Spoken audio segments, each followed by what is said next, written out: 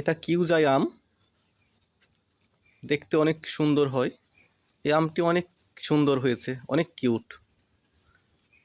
সাইজে অন্যান্য আমের চাইতে প্রায় 10 ভাগের 1 ভাগ হয়েছে, মরিচের মতো।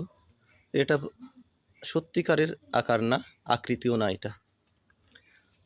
এটা দেখতে পাচ্ছেন, হয়তো আলো কম, ঠিক মতো দেখতে পাচ্ছেন না। প্রায় 1 কেজি ওজনের আম।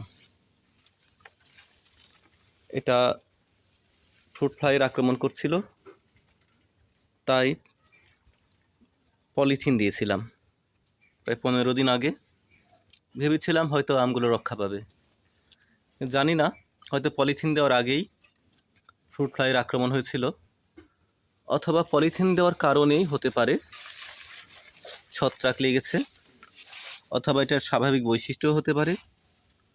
এই ধরনের আম যদি কেউ লাগাতে চান, চাষ করতে চান, অবশ্যই আম যখন সুপারির মতো গুটি হবে তখন সেখানে যেটা ফলের জন্য ব্যাগ পাওয়া যায়,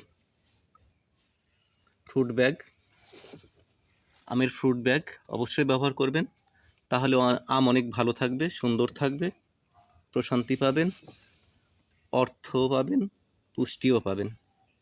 ধন্যবাদ আপনাদের।